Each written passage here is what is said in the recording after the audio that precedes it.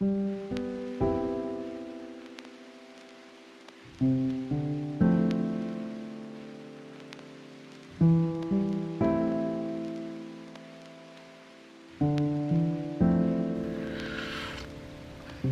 morning, everybody. It is Friday morning. My book club is tomorrow night.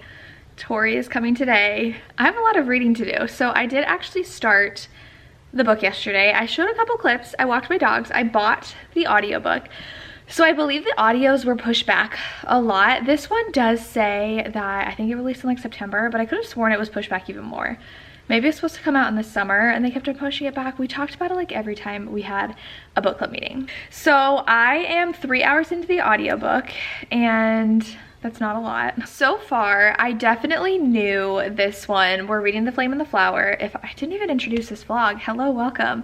I'm reading The Flame and the Flower for my Historical Hellions book club with Books with Samantha. We run this book club together. We read romances written before the year 2000. We're finally reading The Flame and the Flower. So this one is like the iconic original romance, historical romance, bodice ripper. Kathleen Woodiwiss is very iconic. We have read Shanna and it was a fun time. I enjoyed the ease of the writing and the adventure, and in this one I immediately, when the audio started, it just took me back to reading like Julia Quinn and all my favorite audiobooks for historicals, because the narrator is actually really good and it's just like this older British woman reading this story and it's just like it's so cozy to me. So I am listening to this audiobook. I bought it on Audible. I couldn't find it through my library and it's really good so far. I think that Kathleen Woodiwiss just has such easy writing to get into, unlike some other ones for our book club that I've actually DNF'd because I was like, I'm just bogged down by like the history and the detail and it was so boring. This one jumps right into the story. So she is living with her aunt and she is just basically like a servant, kind of like Cinderella, I would say, but not a stepmother. And she is taken to London, and there she is like walking the street. She has a very nice gown on and she is almost taken advantage of by a man and she ends up stabbing him. Doesn't know if he's dead or alive, leaves, and then is swept off the streets by these two men and taken to the ship captain, who immediately is like, oh, he is big and just muscled and dark haired and mysterious and just like a pirate, and like, you know, it's like the fantasy of this like big hot brooding man just wants to ravish you. However, she is 17. She's almost 18. I do appreciate, I meant to double check against the actual paperback. She is 17 going on 18. We read Sky O'Malley, she was 14. So I appreciate them aging her up a little bit in this one, at least, where she's not like 14, 15. She is on the cusp of 18 and he is 29, I want to say.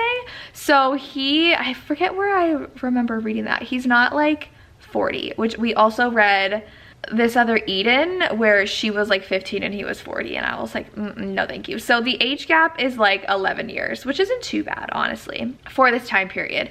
And she is taken by him and he takes her by force, and later we learn that he thought she was willing, but she was fighting it, but he thought she was willing, and takes her virginity and does it again and again. And he basically is like, you're gonna like it and you're gonna want it. So it's definitely non-con in the beginning and very typical of these romances, but you know she is going to end up with him. So somehow they're gonna be reunited. She has left him at this point and gone back home, and this boy likes her and she's like, I can't be with you. She's like, I've been ruined, like there's no way I can be with you. And then he gets all mad and mean. But that's the part I'm at so far. It's very interesting how the just dynamic of the hero and making him seem to not be in the wrong, but you know he is in the wrong, where he's just like, you are gonna enjoy this, you're gonna want it, like you don't know any better, and you're like, excuse me, she said no.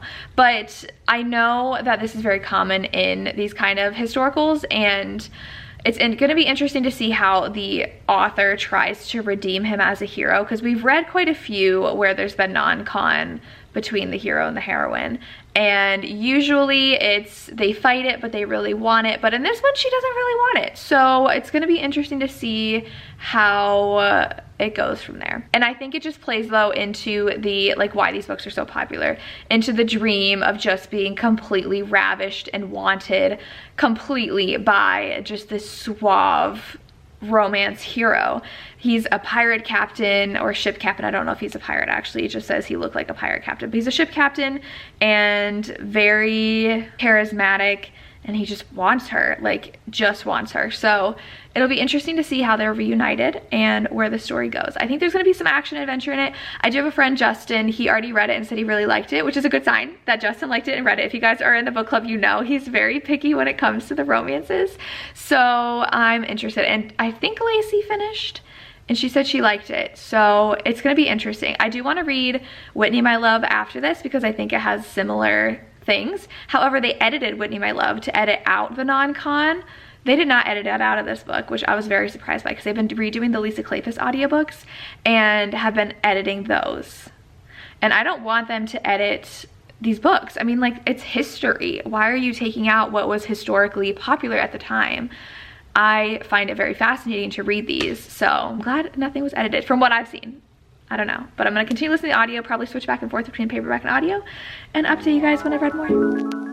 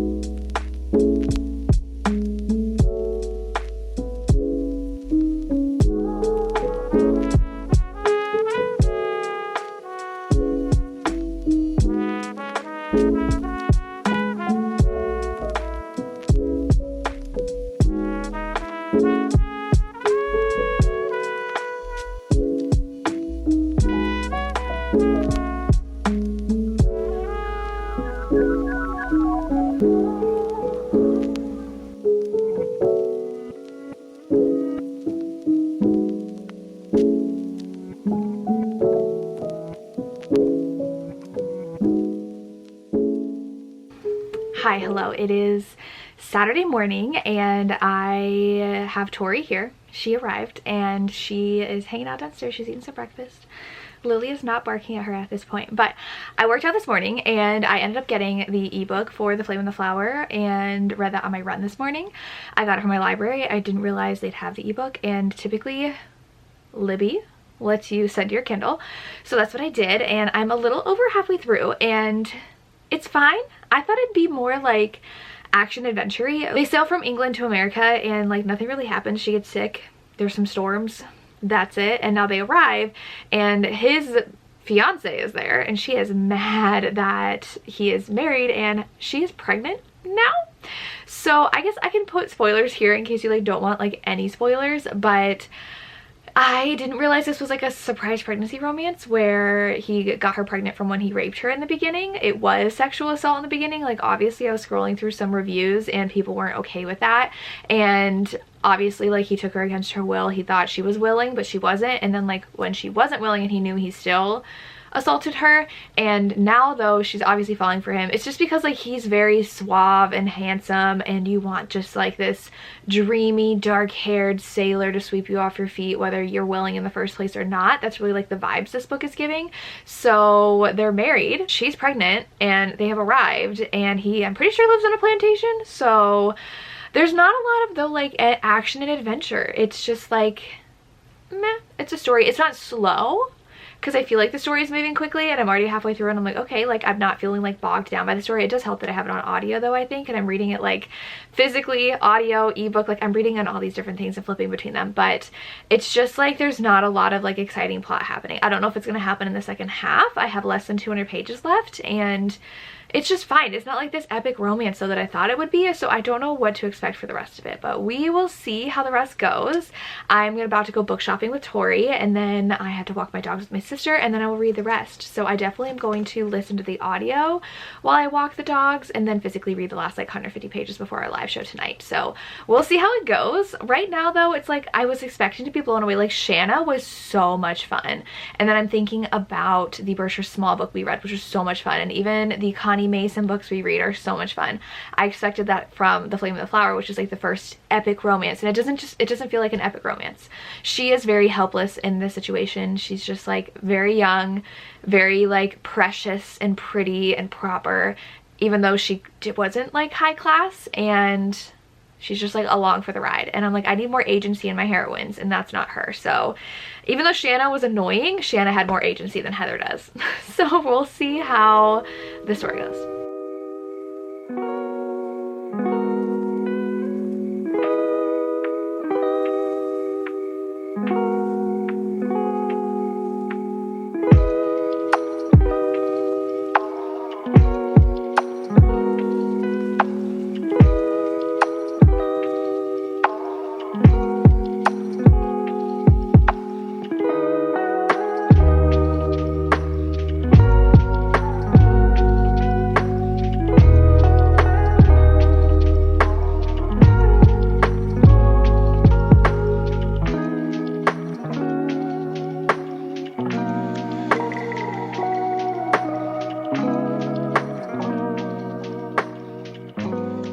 Hi guys, it's a little later. I did go and spend the day shopping with Tori. We went to a bunch of different bookstores, and I did listen to a little bit more of this when I came home and walked the dogs. It's now 5 o'clock. I have 2 hours to finish this book. I think I have 7 hours left. I'm 11 and a half hours into the audio, and I'm shocked that the plot is so slow. Like, it's Christmas right now, and so like I guess it's perfect for the season, but nothing's happening. Nothing in the romance is even happening. He's like determined not to touch her, and she's falling for him. So she is pregnant too, and I don't like surprise pregnancy romances either, so this has been very boring. She is home at, I think he's on a plantation. She's like at his house. Yes, he has a Carolina plantation. She's hanging out. She kissed his brother under the mistletoe. They bought each other a gift. This is so not at all what I was expecting. It's not like a sweeping romance. It's not super romantic. I don't care about the hero. I don't care about anything. And the heroine is still so plain, and there's literally nothing to her personality whatsoever. She's just there. So I don't know if there's gonna be X drama, because apparently he's like got all these girlfriends back home that she's like, well, who else do I have to be worried about? And he was engaged to that one girl who hates her now, and what can happen for 7 more hours of this audio when in 11 hours nothing has happened? They even went on like a ship travel journey. Nothing exciting happened. So I'm gonna finish this, and I will up to you guys when I'm done. I don't remember if I filmed last in this location, but I am finished, and we had our live show, which was definitely very interesting. So a lot of people loved this book. I have the covers. This is the original cover, but this is the 17th printing. So when it says that this book went crazy, this went crazy. It does say over 1 million copies in print on this edition specifically. So I think that this was published like after it went like super crazy, but with the original cover. So this is not a first edition, but so many people in our live show gave it 4 stars. They really enjoyed this. Samantha appreciated it for what it was. Lacey enjoyed it more than I did. I'm giving it like 2.5 stars. I can appreciate what this book did for the romance genre. I can see why when it came out it was groundbreaking. It was sex on page for the first time. It was this woman being completely just ravished and taken by a man very passionately, and he was just so in lust and in love with her. But this was a little too boring for me, and nobody else thought it was boring, but I need some action in my historical romances. I need Shanna. I need Skye O'Malley. And in this one, I'm gonna hold up both covers.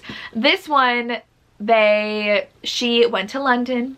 Something interesting happened. So there was a little suspense, but it was only like very, very beginning and the very, very end. I think that because this is her first novel, I think she learned pacing a lot better in her later books that I've read, but I do think that her writing is just very digestible. It was so easy to get into and read. I wasn't bogged down with all this history. I wasn't bogged down with all these details. I did not feel like this was hard to read at all. It was very easy to immerse myself in. The audiobook was so good too. The narrator does such a good job. She had a great voice for historical romances, and it really flowed well and went by very fast, and I appreciated her writing. I appreciated her storytelling. The pacing was a little slow because she goes to London, something happens, she gets assaulted by the hero who thinks she's a prostitute and then realizes she's not a prostitute. He's like, I ruined you already. Someone else was gonna do it if it wasn't me. We're just gonna be together. She falls pregnant. They have to get married, and they go on their ship trip voyage to America, arrive at his plantation, which he does make it clear he pays all of his employees. That I thought that was a very interesting, like, they like heavy-handedly said, oh no, I make sure everybody's paid. So I think that was an interesting choice. Obviously, it's a choice to be on a plantation. To be fair, this was written in the early 70s. So there was a lot they just did not realize they should not be writing in books. Assault, plantation, that's really all that happened. She just did not have any personality and she did not have any agency, and she was so just like, oh, it's happening to me, I can't control my life, I'm just gonna go along and do this. And then she's like, well, I actually really love him, and like went along with it and fell in love with him. It was very insta-love. He never did anything that was swoony other than wanting to ravish her 24/7. He literally did not touch her though, since he had gotten her pregnant, as like a game with her and like a punishment for her, basically. Like, you're not gonna get any, even though I want it. And every single second he's like, oh my god, I just want to rip off her clothes. Like, he was obsessed with her. But what was annoying was every single male character wanted to take her unwillingly, every single one. And she was almost raped multiple times, and at one point her husband took a man off of her trying to assault her and turned around and assaulted her. And she literally said, was I really trading one for another? But then that was when she like turned around and realized she was actually in love with him. So like, I did not love the dynamic of the romance.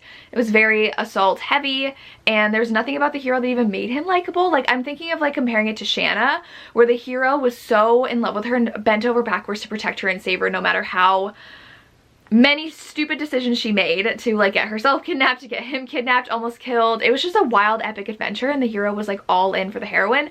And in this one, there was no epicness, there was no adventure, and I didn't love anything about the romance. It was just interesting to read as a historical piece, because this was doing what nobody was doing at the time, and we had compared it to like Twilight or 50 Shades of Grey or like currently Haunting Adeline. Like, what, this is like the gateway into the genre. Does that make it good? No. I read 50 Shades of Grey. The writing was so bad, as someone who was a very avid reader reading it, but it was like so iconic and groundbreaking for the genre that led so many people to read the genre, that's what this was. It wasn't necessarily the best thing ever. I think people read it now and they're like, that was what we were all obsessed about. But I think the concept of being ravished and overtaken by someone and just so overfilled with passion and lust, that was like an escape, and like that was something that they'd never been able to read about before. So very interesting. Did I love it? No. I went in with way too high of expectations because I love Shanna, and Skye O'Malley is so iconic and I love that book so much, and I was expecting the same, but I didn't get it. So I'm wondering if this was even written like a decade later, would this have made the same waves? Like, if people did it first, would this have been popular? I don't know, but I read it. Those are my thoughts. Let me know if you read this book down below and what your thoughts are. I would really love to hear, especially if you're someone who read it as it was coming out. Like, that'd be fascinating to see what you thought. But we've read so many historicals written in the 80s and 90s that don't have this consent problem and have heroes that are just so swoon-worthy and like bending over backwards for the heroine, and romances that are just sweeping and epic and just such fun plots, that this was very lackluster in comparison. But let me know your thoughts in the comments. I would love to hear, and that's all I have. As always, thank you so much for watching and have a good day. Bye.